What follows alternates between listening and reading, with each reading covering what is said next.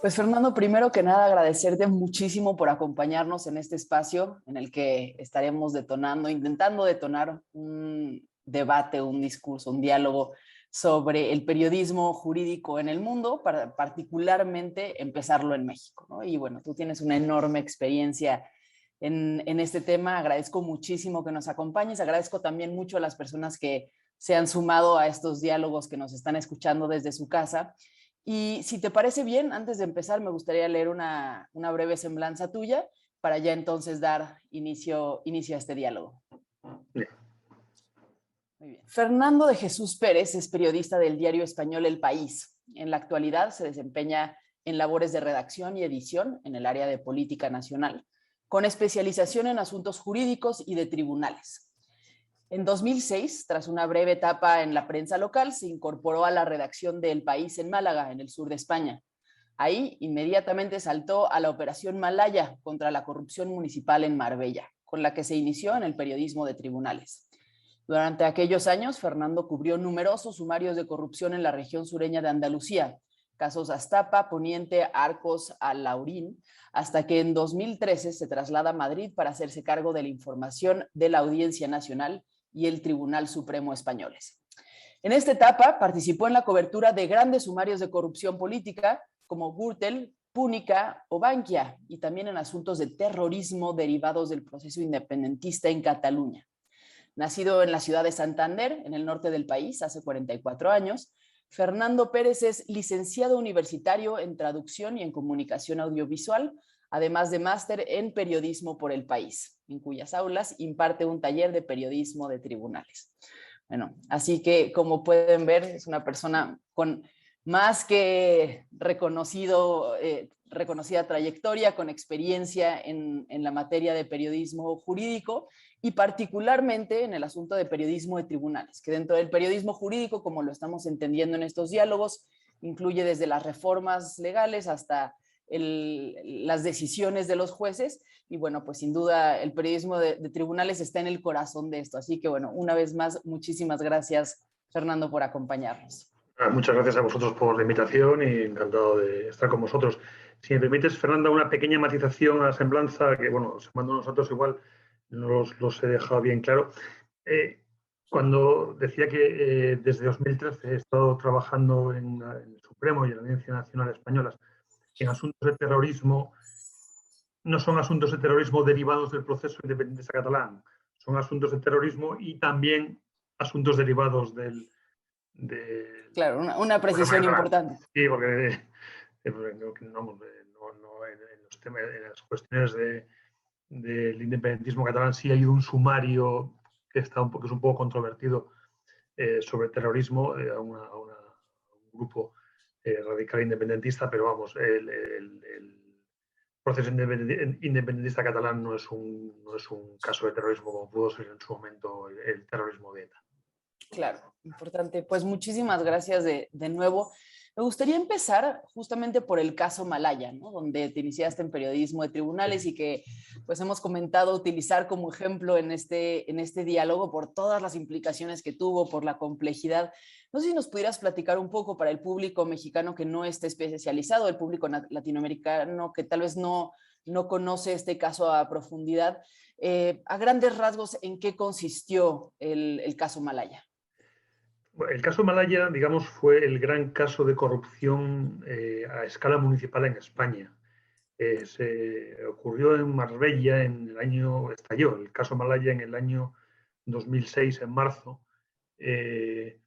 y, digamos, afectó a la ciudad de Marbella, que es una ciudad que está en el sur, que es una ciudad, posiblemente una de las ciudades turísticas más importantes de España y de Andalucía, y fue una investigación enorme con más de 100 detenidos en diferentes fases sobre corrupción inmobiliaria, corrupción a diferentes escalas de la gestión municipal. Fue un caso muy sonado que terminó en marzo de 2006, cuando era una ciudad que había estado durante unos años bastante abandonada por la administración central y fue utilizada por Jesús Gil, que fue un empresario que fue presidente del Atlético de Madrid, como plataforma para relanzarse políticamente y desde Marbella pues, mostrar un poco cuál iba a ser sus ideas políticas, sus ideas de gestión. Él se presentaba en Marbella como un... planteaba gestionar la ciudad, es una ciudad de 150.000 habitantes ahora mismo, planteaba prácticamente gestionarla como un club de fútbol o como una gran empresa. Entonces, claro, aplicándole criterios empresariales o criterios un poco de popularidad, pues él durante un montón de años a lo que se dedicó fue a hacer negocio con el suelo de la ciudad. Se levantaron allí 15.000 viviendas ilegales, fue un destrozo para el territorio, fue un destrozo también para, al tiempo que se creaban viviendas turísticas, todos los equipamientos de la ciudad se descuidaron. Bueno, y esa gestión, entre comillas, empresarial que se le dio a Marbella, en realidad lo que escondía era un pozo de corrupción profundísima.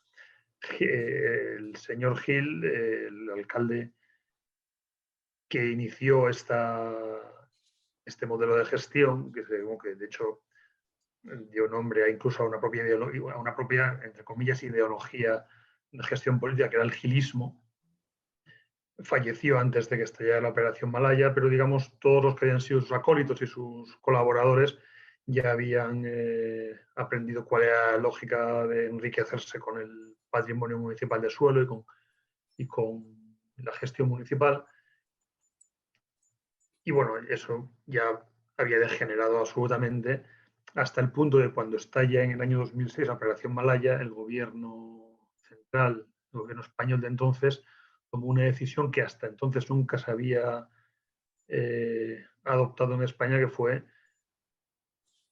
suspender la autonomía municipal, o sea, intervenir el ayuntamiento, cesar a todos al alcalde, al regidor, a todos los concejales, a toda la cámara municipal, apartarla y poner a un equipo de gestión, una gestora impuesta desde el gobierno central para gestionar la ciudad. Eso se ha visto, por ejemplo, en Italia.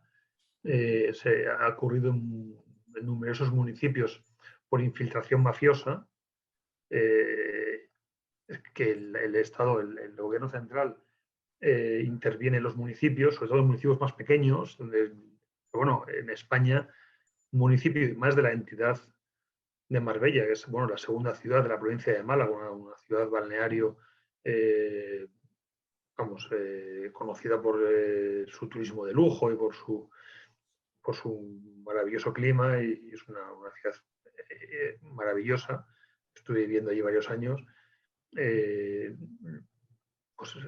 Fue una cosa absolutamente llamativa y absolutamente sorprendente que el gobierno lo que tuvo que hacer cuando estalló esta operación, que es una operación que en realidad no tomó por sorpresa a nadie, pero la consecuencia pues, fue eso, tener que intervenir en un ayuntamiento. Bueno, y ahí, la operación Malaya empezó en marzo de 2006, hubo varias fases de la operación. Al final se acumularon en el banquillo, en la audiencia provincial de Málaga, creo que fueron 93 acusados.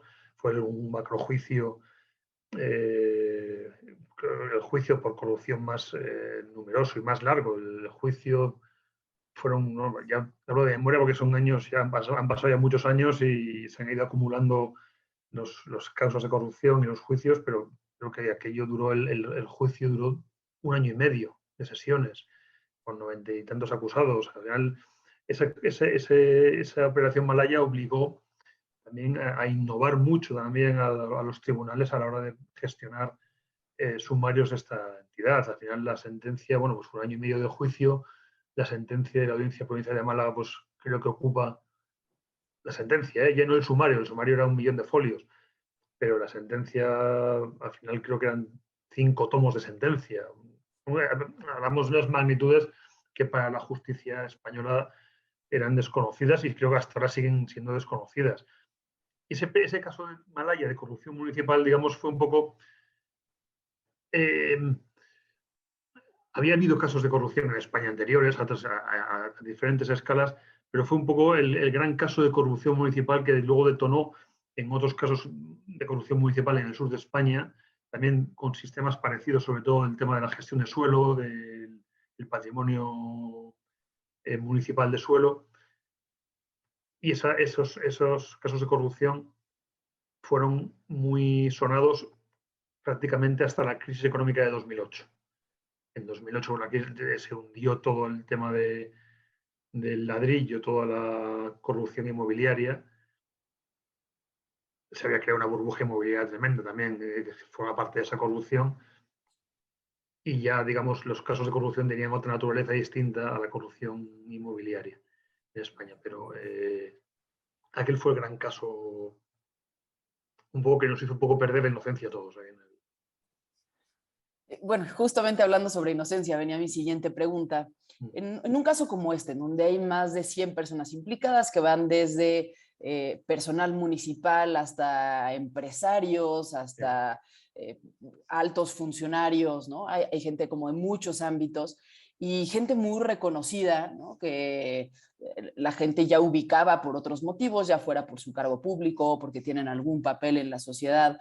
Que simplemente poner su nombre en una nota periodística ya puede hacer que la gente se quede en la cabeza con que está vinculado con la corrupción aún antes de que empiece el juicio. Y creo que este es uno de los temas más delicados cuando uno se pregunta cómo hacer periodismo de tribunales con juicios que están sucediendo mientras los estamos viendo, ¿no? Con asuntos como este, que son de gran trascendencia pública, pero ¿en dónde debe estar el límite o qué medidas se tienen que cuidar desde el periodismo para proteger la presunción de inocencia, mientras sí por el otro lado se informa a la ciudadanía de la evidencia que se está encontrando, de lo que se está discutiendo en los tribunales, de qué es lo que están diciendo las partes? ¿Hay alguna responsabilidad por parte de los periodistas o simplemente es decir todo lo que sale de las autoridades y la presunción de inocencia no recae en el periodismo, sino más bien pues únicamente en el ámbito judicial? No, la presunción de inocencia recae en todos los ámbitos de la sociedad. Es un derecho fundamental, es un derecho que no se puede descuidar, es un derecho que los periodistas, es cierto que no cuidamos con la profundidad que deberíamos, eso es una evidencia, pero es una cosa, es un derecho que los periodistas, al igual que la policía, que las fiscalías, que los juzgados de instrucción, estamos obligados a respetar y a cuidar. Desde el punto de vista del periodista, es cierto que en una investigación judicial cualquiera estamos muy expuestos, sobre todo, a unas fuentes interesadas o unas fuentes que te pueden contaminar en ese aspecto. Que, digamos, toda la información que recibes de un sumario judicial suele ser información, digamos, que perjudica a la presunción de inocencia o que puede vulnerar la presunción de inocencia de la persona afectada. Tu trabajo como periodista también es buscar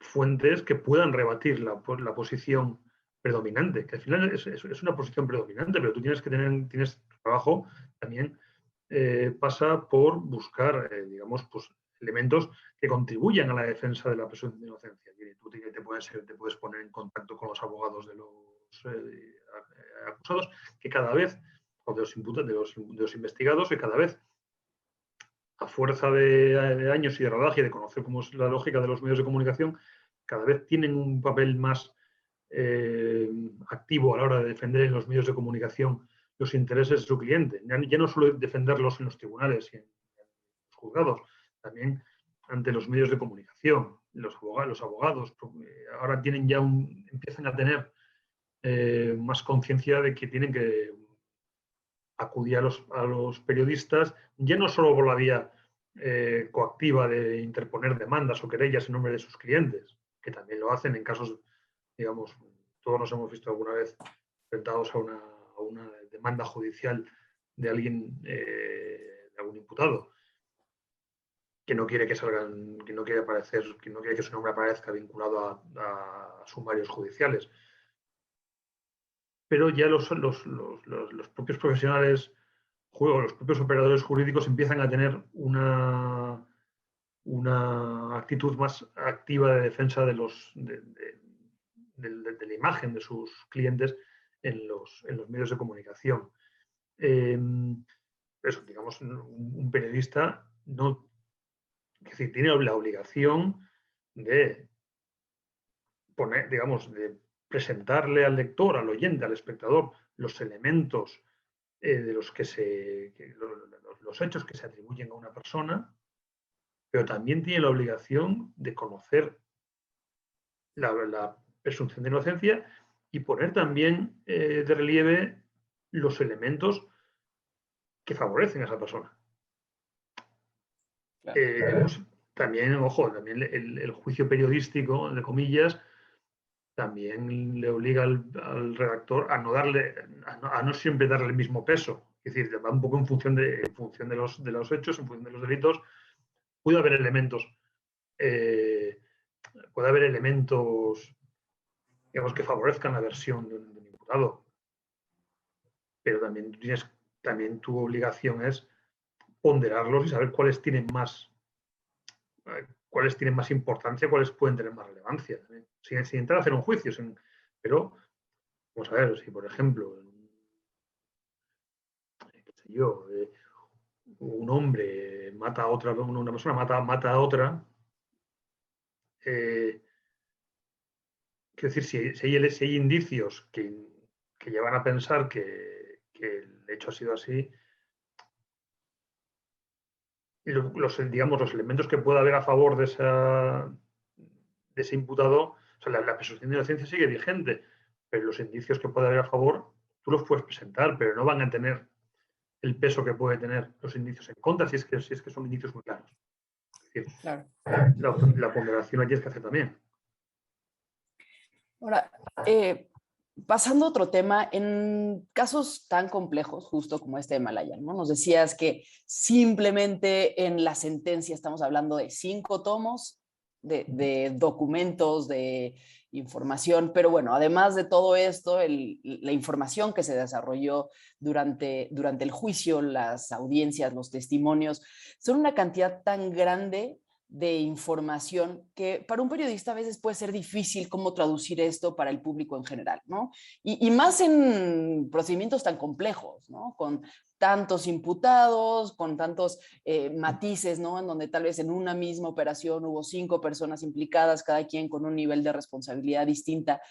¿Qué recomendación podrías dar tú para un periodista en formación que tal vez hoy nos esté escuchando, de qué elementos son en los que deben poner más atención, los más relevantes a la hora de comunicar un procedimiento que se está desarrollando, ¿no? Un poco para no perderse en esta cantidad de detalles que pueden, no sé, ser muy significantes para el juicio, pero no necesariamente significantes para el público, ¿no? Claro, tú has utilizado una palabra que es básica en esta cuestión, es traducir. Para mí el periodismo de tribunales es, vamos, antes que nada es una rama bastarda de la traducción. O sea, no es, no sé, un periodista de tribunales tiene la obligación de servir un poco de puente entre lo que está sucediendo en los tribunales y los espectadores, que no tienen que ser, en muchos casos, un espectador, un lector ideal, que no tiene por qué ser ni conocedor de leyes, ni conocedor a fondo de los casos, ni conocedor de todas las los pequeños tecnicismos que envuelven un caso judicial. Ahora, el redactor, el periodista, sí que tiene la obligación de conocerlos para poder, o sea, tiene la obligación de conocer todas estas, toda la terminología jurídica, y para eso la terminología, digamos, las fases de un procedimiento, los protagonistas de un proceso judicial, las partes implicadas, las leyes implicadas en un caso, los hechos de los que está hablando. Entonces, es muy difícil también decir, bueno, aplicar una plantilla, aplicar aquí hay una serie de elementos que no pueden faltar hay una serie de elementos que no pueden faltar en una información judicial. O sea, en cualquier información. Son cosas tan básicas como el nombre del tribunal, la fecha en que sucedieron los hechos. Yo tengo aquí, por ejemplo, una lista de cosas, por ejemplo, debe ser, lo leo un poco, pues, el nombre del juez instructor de una causa, toda la traducción de la terminología, de la jerga. Tú no le puedes dar hablar a un lector, pues qué sé yo, de litispendencia. Tienes que decirle pues, que esto está pendiente de verse en diferentes...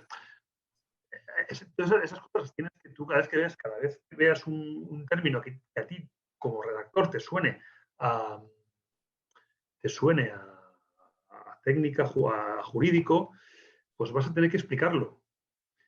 Muchas veces la forma de explicarlo, a veces no te queda más remedio que ponerlo de forma expresa, la terminología y explicarla, y a veces lo más sencillo no, a veces eso es complicado, intentar hacerlo sin llenar un texto de terminología y de tecnicismos.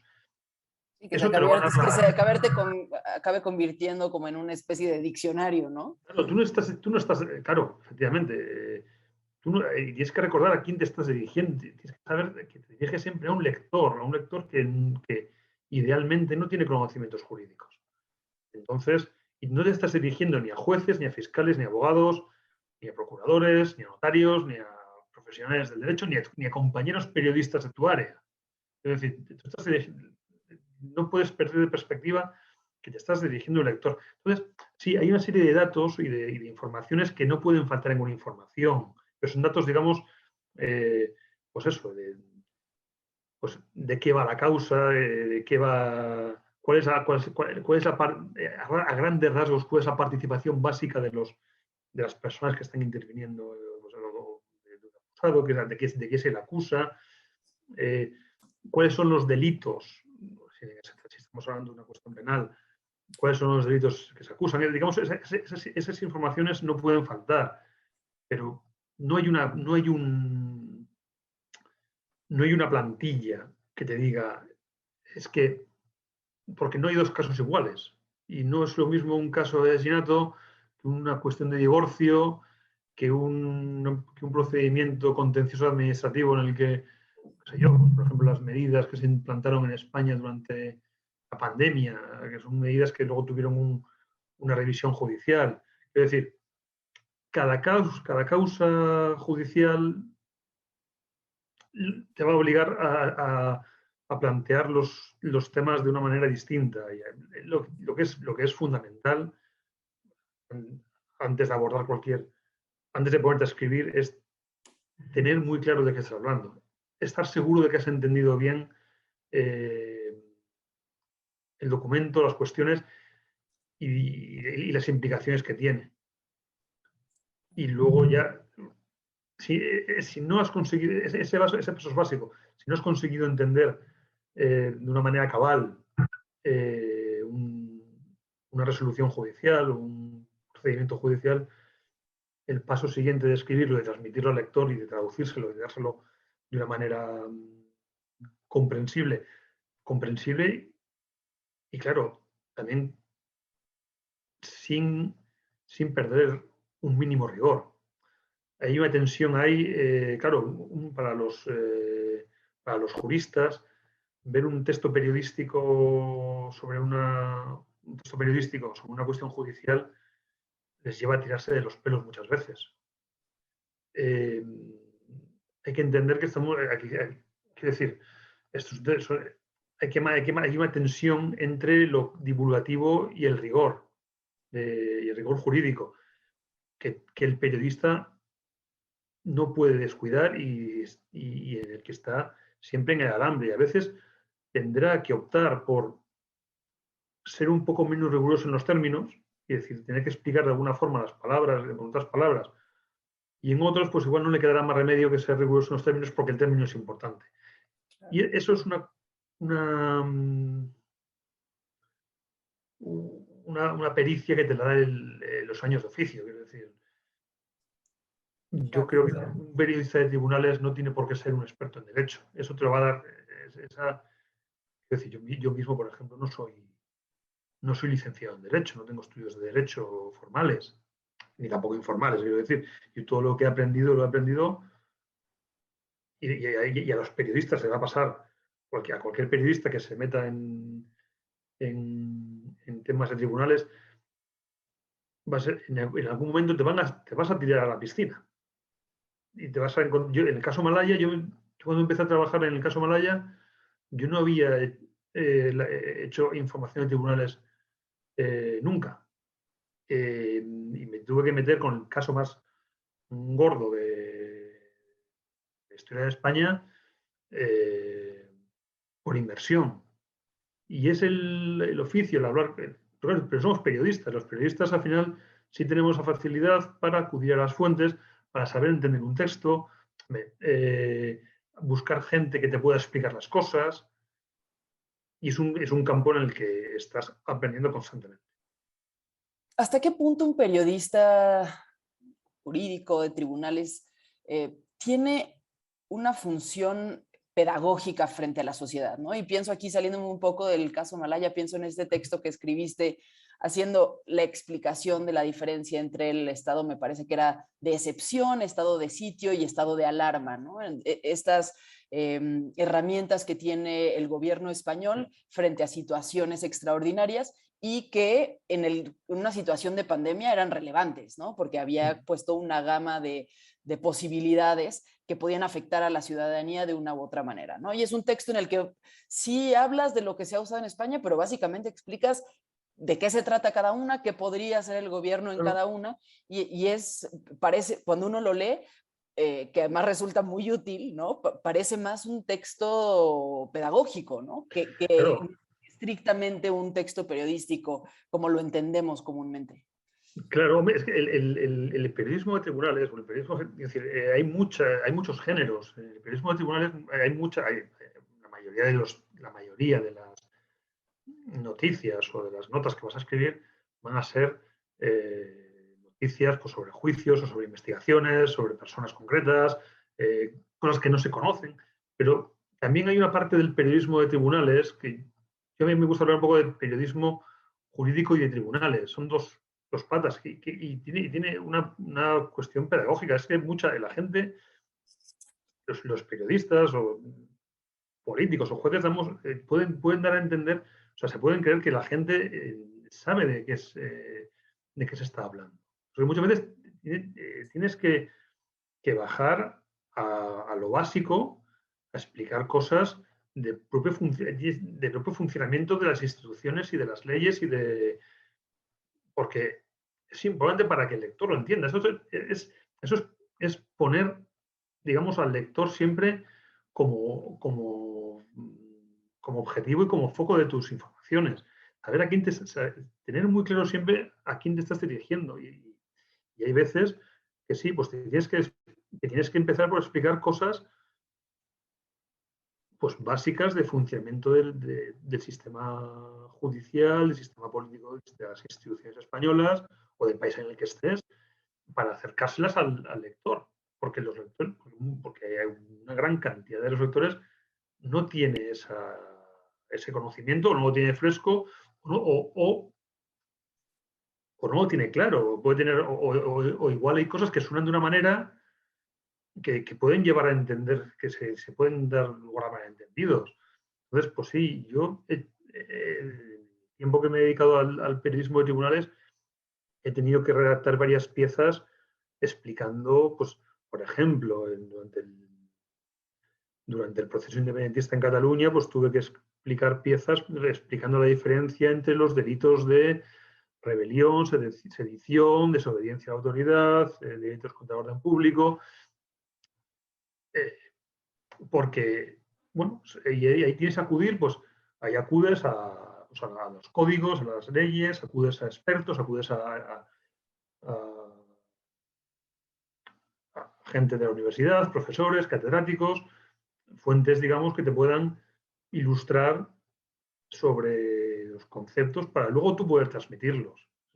Y yo creo que es una labor que los periodistas de tribunales al final es una labor, digamos, de pedagogía sobre el sistema, sobre el sistema institucional o político de un país o sobre la Constitución, que al final acaba recayendo siempre en el periodista de tribunales, en un medio de comunicación.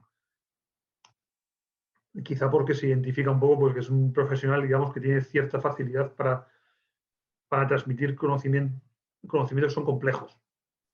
Pero yo creo que esa es una labor que el periodista de tribunales tiene que hacer siempre y que tiene que además, bueno, puede haber piezas específicas como esa que me está citando, ¿no? Pero también a la hora de escribir una noticia, también tiene que tener en cuenta todo el contexto y toda la información, digamos, que haga que esa noticia sea comprensible. Y además, hacerlo en el espacio limitado de 600 o 300 palabras también. Es decir, eso, pero bueno, eso son habilidades que se van adquiriendo con el oficio, con la fuerza de hacer de redactar muchas informaciones, saber discriminar información, que es lo más importante de una causa, quizá donde hay que fijarse. Pues, en el caso Malaya, pues yo los 5.000 folios no me los leí. Igual sí me leí 1.000 folios de esa sentencia en esos días. Pero ya sabías un poco en qué un redactor ya sabía, sobre todo si has seguido un tema, digamos, con continuidad, ya sabes a qué puntos de la sentencia tienes que acudir para buscar la información que necesitas. Sí, que un punto que veo como recurrente en todas estas respuestas que nos das es el tema de pues, de la perseverancia, ¿no? O sea, uno se vuelve buen periodista jurídico pues, a fuerza de hacerlo mucho, ¿no? Y de seguir leyendo y leyendo y dedicándose a eso y preguntando y entendiendo los procedimientos y el lenguaje, lo cual, pues, creo que da esperanza, ¿no? Para mucha gente que no estudió derecho o que incluso siendo abogados no se dedican tal vez específicamente a ciertas ramas del derecho que toca cubrir, ¿no? Porque luego de pronto pasa como con los médicos, ¿no? Que uno estudia derecho, pero pues se ha enfocado tanto en algo que no conoce otro tipo de procedimientos. Entonces sí da esperanza saber que, bueno, si uno realmente se dedica durante un tiempo a estudiar los asuntos y a estudiar los procedimientos, se puede generar una especialización relevante que funcione para el público y que funcione para el periodismo. Sí, yo creo que sí. De hecho, bueno, es un debate que tenemos a veces con compañeros periodistas, que sí hay que tener en cuenta cuál es el papel de cada uno en una cosa, en estos casos. Quiero decir, nosotros somos periodistas, no somos jueces, no somos fiscales, no somos abogados. Tenemos una posición, digamos, un poco externa al procedimiento, un poco de espectadores, un poco de espectadores un poco cualificados, si se quiere, y a veces ni muy cualificados. Entonces, tu trabajo es saber acudir, saber documentarte, saber entender, buscar gente que te traduzca las cosas. Esa es la habilidad que tiene que tener el periodista. Esa es la habilidad primordial. Luego, también a fuerza de años y de entender y de haber hecho mucha información, de haber leído muchas sentencias, de haber leído muchos autos, de haber examinado sumarios, eso también te da una pericia, te da una forma, digamos, de alguna forma te formatea un poco el cerebro y te formatea un poco la mente para buscar información, para entender información, para traducir información. Eso es una manera de, bueno, pues eso te lo dan los años y te lo da el conocimiento. Ahora, a mí es un campo en el que tampoco nunca dejas aprender. O sea, en el que, al ser la casuística tan variada, pues quiero decir, pues nosotros en estos años pues hemos hecho temas de corrupción, temas de terrorismo, temas de Constitución española, temas económicos durante la crisis. Ahora con la pandemia, pues cuestiones de salud pública. Al final el campo es tan amplio como la sociedad entera. Claro. Siempre, digamos, desde el prisma judicial. Un debate que tenemos con los compañeros periodistas, hay compañeros, yo tengo aquí en Madrid, colegas magníficos, excelentísimos periodistas, algunos de los cuales son licenciados en Derecho, tienen estudios de Derecho. Digamos, ellos parten con una ventaja que es el conocimiento de las cuestiones jurídicas a un nivel, porque luego el campo jurídico es tan amplísimo que es imposible abarcar todo. El ejemplo que ponías de la medicina. Un traumatólogo no es lo mismo que un cardiólogo, y aquí si pues, un licenciado en Derecho, pues digamos, sí es cierto que tiene la mente un poco enfocada hacia el derecho,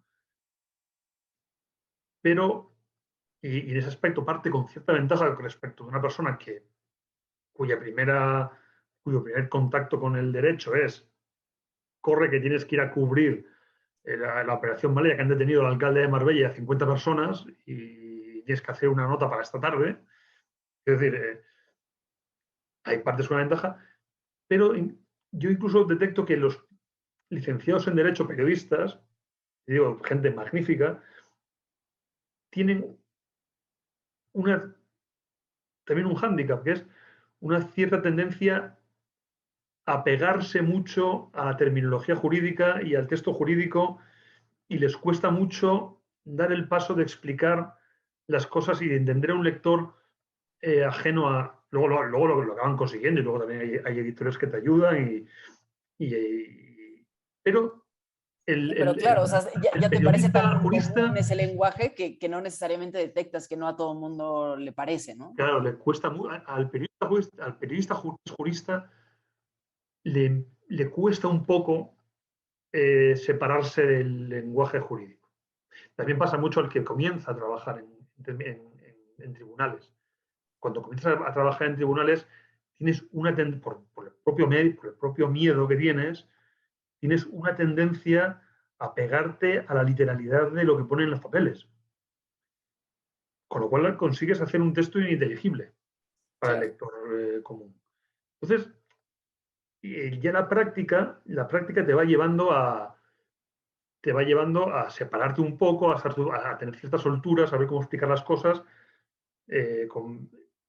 Y hay otra cosa que yo también voy detectando, que con el paso de los años, cuando ya llevas demasiados años en esta especialidad, digamos, pierdes, al ser capaz de entender de una manera más ágil textos complejos, jurídicos, pierdes también la frescura de darte cuenta de que hay que traducirlos. O sea, quiero decir, tú para ti empiezan a ser textos naturales. O sea, para ti un texto, cuando llevas muchos años, un texto jurídico más o menos estándar acaba siendo un texto natural y no lo es para un lector. Pero claro, tú vas perdiendo un poco ese olfato y esa capacidad y esa capacidad de traducirlo, porque ya para ti es un texto pues, habitual, normal, y no lo es. Es un texto especializado y es un texto complejo. Y entonces, por eso, a veces sí conviene de vez en cuando reciclarse y darse cuenta y pararse y dar 2 pasos para atrás y recordar un poco las cosas básicas. Porque tiendes eso, primero al principio, por desconocimiento, te pegas al texto jurídico y ya cuando llevas demasiados años, precisamente por tu mayor expertitud, pues tiendes a dar por bueno cosas que un lector no tiene por qué entender. Entonces, esa tensión siempre que no la puedes perder. La tensión de traducirle al lector y de ponerte al servicio del lector, que es a quien te estás dirigiendo y que es quien paga por leer tu noticia, vamos. Ahora, hemos hablado ya sobre el tema de la presunción de inocencia, ¿no? Y este se refiere específicamente a la gente que está involucrada en el juicio, que tiene algún tipo de señalamiento, pero hay otro principio que también entra en juego cuando uno hace periodismo jurídico y sobre el cual me gustaría preguntarte como en 3 escenarios distintos, que son las personas alrededor que son pues inocentes, que nadie está señalando, pero que tienen un papel relevante en las historias y que tienen un derecho a la privacidad. Entonces, no necesariamente que son inocentes, pero ahora comentaré los escenarios en los que estoy pensando. Uno son, sí, estas personas que son inocentes, que juegan un papel alrededor. Estoy pensando, por ejemplo, en la familia de un imputado, ¿no? Que tal vez es relevante hablar de ellos en un caso como el caso Malaya, porque resulta que los excesos en los que viven, los viajes, los gastos, las compras, revelan un modo de vida que pues empata con la acusación de corrupción, ¿no? Y que podemos estar hablando de personas que no tienen nada que ver y probablemente no tenían ni siquiera conocimiento del caso. ¿Hasta qué punto un periodista tiene derecho a meterse en la vida, a reportar sobre esto? como parte de la labor periodística y hasta qué punto está obligado a proteger el derecho a la privacidad. El segundo escenario en el que pienso es, ya muchos de los imputados y procesados en el caso Malaya salieron de la cárcel, ¿no? Y ya están haciendo una vida. Incluso el personaje principal, Roca, ya se dice que ya tiene un nuevo empleo, ha continuado con su vida profesional. ¿Qué tanto derecho tiene la prensa a continuar indagando en su vida, seguir haciendo del caso Malaya un asunto público cuando ya cumplió una condena y hoy pues tiene derecho legalmente a rehacer su vida, ¿no? Y finalmente pienso en asuntos en los que no estamos hablando de cuestiones penales, en donde tal vez es un asunto de divorcio que es relevante públicamente por la cantidad de dinero que hay en juego, por la relevancia o publicidad de las personas que están participando, pero pues se trata de un asunto civil entre dos particulares. ¿Hasta qué punto tiene derecho el periodista de meterse en la vida privada, de sacar a la luz pues probablemente detalles de una relación, cuáles son los conflictos por el dinero, por los hijos, por la custodia que hay en juego, cuando se trata de asuntos tal vez de interés público, pero que finalmente pues conciernen esencialmente a esa pareja y a su familia, ¿no? Son muchas causas distintas y muchas... o sea, al final los casos son distintos. Al final, cuando hay una operación de corrupción, cuando hay un gran sumario, al final siempre hay una serie de víctimas colaterales. En cierto modo, es inevitable. Quiero decir, si por ejemplo, los hijos, vamos a poner el caso del señor Roca, ¿no? De Juan Antonio Roca. Si su familia disfrutó de un nivel de vida a todo tren que fue fruto de la corrupción en Marbella y de los negocios ilícitos que hizo cabeza de familia con el patrimonio público, eso colateralmente a esa familia, aunque no tenga una responsabilidad penal,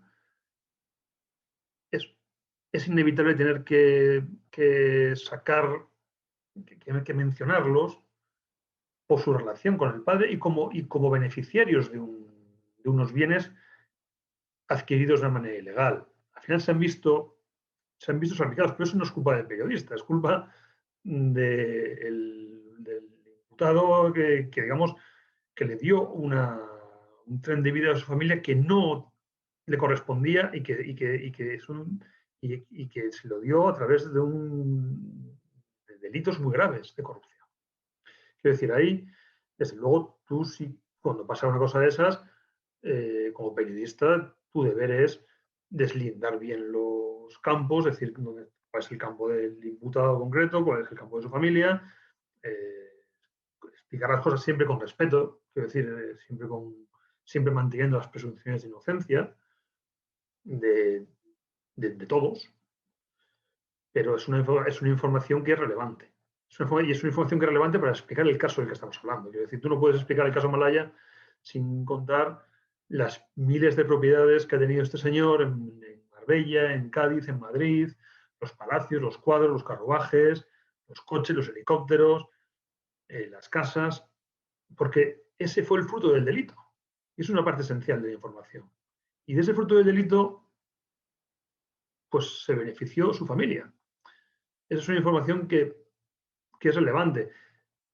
Eso no te da derecho como periodista ni a hacer escarnio de Juan Antonio Roca, ni a contar informaciones, ni inventarte informaciones, ni a injuriar, ni a insultar, ni al imputado ni a su familia. Tú tienes el derecho, la presunción de inocencia también tiene esa cara. Es mostrar información y ser cuidadoso en los términos y ser muy cuidadoso en los términos en los que la presentas.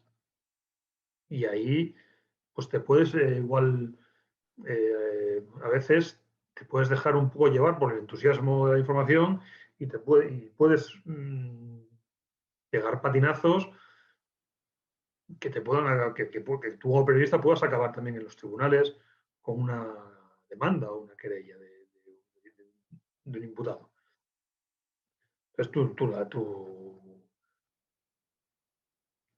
tú no puedes perder de vista la presunción de inocencia del imputado y de su familia. Yo creo que en este caso no tiene, quiero decir, en este caso concreto, mencionar a la familia del señor Roca es inevitable, porque en ese caso explica, digamos, a dónde ha ido a parar el dinero de los contribuyentes de Marbella y de eso. Ahí, en ese aspecto, pues son lo mismo que fueron beneficiarios del fruto de un delito, también son perjudicados por esa cuestión. En otro caso que me ponías, en el caso del señor Roca, también que ha cumplido 10 años de cárcel, una condena durísima. Quiero decir, también hay mucho, pasarse 10 años encerrado es un castigo tremendo. Es decir, y una vez que terminas, has cumplido tu condena con la sociedad, eres un ciudadano libre y tienes todos tus derechos intactos y tus antecedentes penales también los tienes. Que no sé, en este caso se cancelan más tarde, pero bueno, eso es una cuestión administrativa. Eso que tú, esa cuenta que tú has saldado con la sociedad por tu condena de cárcel, esa queda saldada. Ahora, y eso hay que tenerlo en cuenta y hay que darle el valor que tiene. Eso no es una carta de naturaleza para que de repente tú dejes de ser un personaje de interés público cuando hay un interés público en el caso Malaya. Yo, por ejemplo, en 2026, pongamos, se cumple el 20 aniversario del caso Malaya y yo tengo que escribir una información sobre el 20 aniversario del caso Malaya, inevitablemente tendré que hacerme una referencia al señor Roca y procuraré hablar con él y será un protagonista de la noticia. Y bueno, tendrá derecho y desde luego tiene derecho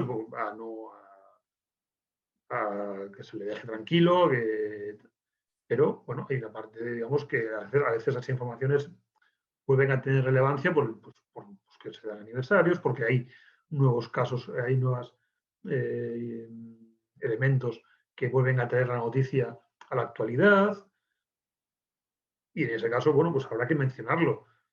Si ha mencionado también, pues, digamos, el tiempo que ha pasado en prisión y los delitos que fueron y poniéndolo en su contexto. No vas a, pero, digamos, no hay una...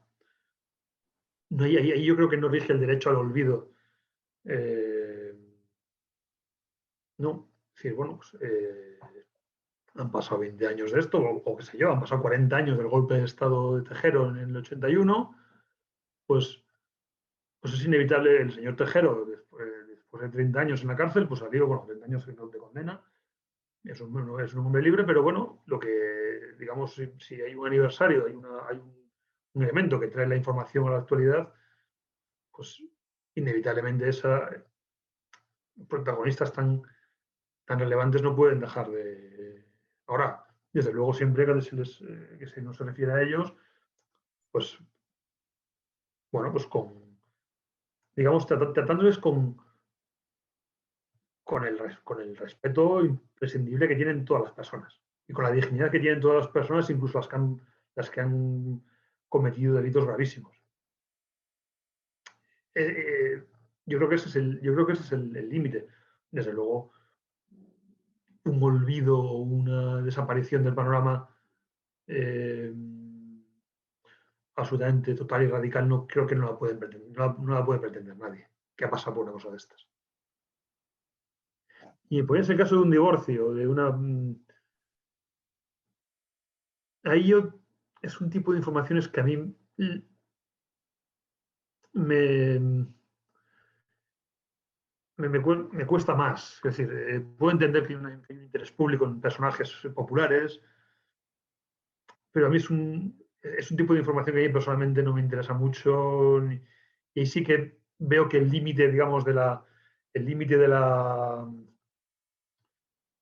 exposición informativa ha de ser algo más bajo.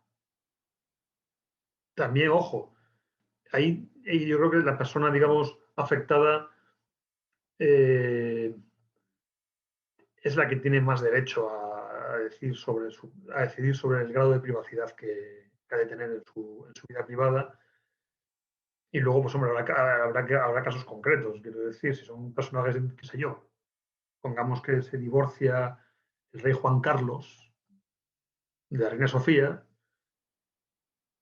vale, hay una parte particular de esa historia. Hay una parte que son personajes públicos de la relevancia del rey y luego de las implicaciones institucionales que tiene un rey. Ahí cae cualquier tipo de privacidad. Gente popular, qué sé yo, pongamos que se divorcian Shakira y Piqué, por ejemplo, son dos particulares. Bueno, pues ahí hay un indudable interés público en esa noticia, pero el periodista tiene que tener mucho cuidado hasta dónde entra con la información y hasta qué punto invade la privacidad de esas personas. Luego también gente personajes públicos, personajes populares, que se han dedicado también un poco a vender su vida privada y han hecho de su vida privada un espectáculo. De ahí la casuística es tan variada como cada caso. Entonces, pero un poco por lo que comentas, cada caso varía, pero sí hay cierto estándar en donde si la persona aumenta su nivel de exposición o tiene un nivel de exposición previo, pues también el acceso del periodista naturalmente va en aumento, ¿correcto? Sí, yo creo que eso se puede hacer, siempre cuidando, pues eso, que la información sea cierta, relevante, respetuosa en los términos en los que se publica, no injuriosa y comprobable. Quiero decir, tú no puedes, vamos a hablar de informaciones bien hechas. En este caso hablamos de informaciones bien hechas, o sea, digamos, bien documentadas, bien trabajadas, bien contrastadas, dándole oportunidad a la persona a dar su versión. Ahí yo creo que sí, pues en la exposición pública previa de un personaje determina un poco el grado de exposición de su privacidad.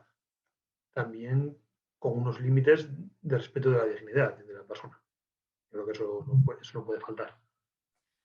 Y bueno, por último, ya para cerrar esto, me interesa un tema relacionado con la privacidad, pero que tal vez es pues mucho más delicado, no únicamente para los periodistas, sino dentro del propio procedimiento y para la sociedad, que es la privacidad de las víctimas, ¿no? En todos estos casos hemos hablado como de las personas que están alrededor del lado de los culpables o implicados como protagonistas de la historia. ¿Cómo hacer para hacer, para hacer un buen trabajo periodístico, reportar lo que está sucediendo, la gravedad de un delito, sin revictimizar a quien ya lo sufrió, ¿no? Y sin invadir, una vez más, las esferas de la privacidad de estas personas? ¿En dónde está el límite? Yo creo que es una pregunta compleja. Es una pregunta compleja.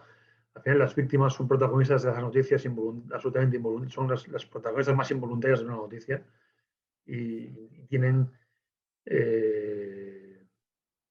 que ser protegidas en toda su dignidad, en toda su extensión. Quiero decir, merecen las víctimas de delitos. Pues yo creo que ahí nunca se es demasiado cuidadoso en el trato con las víctimas. Esa es un poco mi opinión. Desde luego, si son víctimas menores o de una serie de delitos de especial gravedad, o de delitos sexuales, delitos de sangre, ahí todavía conviene extremar las precauciones. Yo creo que cualquier precaución a la hora de hablar de las víctimas es siempre poca. Eso no implica que en algunos momentos, pues, la condición de víctimas pues, haga que tengan que mencionarse en las noticias. ¿Y cómo evitar la revictimización? Yo creo que, vamos, es complicado porque una vez que tú has quizás publicado, hay un grado, yo creo que no se puede hablar creo que no se puede hablar de evitar la completa revictimización, sino igual hablar de grados de revictimización. Es decir, es inevitable que tú con una persona, aunque no la nombres, quiero decir, tú haces una noticia sobre un crimen en el que ha habido una serie de personas implicadas, y por el mero hecho, aunque esas personas no las cites, ya estás revictimizándolas. O sea, por el mero hecho de conocer, aunque ellas no se vean reflejadas en la noticia. Yo creo que es una cuestión de respeto, de sensibilidad, de hacer las cosas pues de no entrar en detalles escabrosos innecesarios, el tener pues el no amarillar las cosas. En algunos momentos convendrá no citar, no identificar a las víctimas, en otros igual es necesario hacerlo. Y es que no hay plantillas. Cuando queremos encorsetar la realidad y la actualidad en plantillas, en esquemas rígidos, al final la realidad es tan viscosa y tan líquida que se te va a escapar de tus marcos, y a ver qué. Pues entonces te va a tocar aplicar sentido común, te va a tocar aplicar sensibilidad, te va a tocar aplicar sensatez, y a veces pues tendrás que, pues, bueno, en algunos casos convendrá pues una víctima pues no mencionar a ningún caso, en otros mencionar de alguna manera, otros mencionar, es decir, cada causa te va a obligar a actuar de una manera diferente. No hay una manera buena o sí, pero bueno, tienes que buscar la mejor manera de hacer las cosas teniendo siempre las víctimas como una referencia y como alguien que pues eso, pues que no tiene, pues que son pues eso, pues víctimas, que no tienen culpa de estar ahí, no tienen entonces pues tienes que tratarlas de la manera más digna, humana y sensible y sensata y cuidadosa que puedas tener. Y esa forma, pues en unos momentos te va a llevar a hacerlo de una manera y en otros te va a llevar a hacerlo de otra. Pero No es te... un tema complicado, es un tema complicado y es un tema además, hombre, yo creo que un poco lo que conviene en un caso de estos siempre es en esto, con las víctimas, siempre, y con las víctimas y con la presunción de inocencia siempre conviene quedarse un poquito más corto que pasarse. Siempre es mejor pecar por exceso de cuidado que decir, bueno, todo el mundo sabe que este señor Roca era un delincuente y un ladrón y un indeseable, y por esa tal, y por ese entusiasmo y por esa insensibilidad social que pueda haber ante esos personajes, pues tú arriesgarte a tratarlos de una manera indigna. Todo el mundo, incluso hasta y Roca, digamos, dice Roca, le puede decir el peor terrorista que se nos pueda ocurrir, todos tienen derecho a ser tratados con sensibilidad y con respeto y con una mínima dignidad humana. Todos. Y eso no lo puede perder nunca el periodista. Ya no te cuento con las víctimas. Las víctimas, en ese caso, hay que multiplicar eso por 50. Pero todo el mundo tiene derecho a la dignidad. Es decir, y aparte de que si tú no lo aplicas, como periodista, te lo va a aplicar el juez a ti.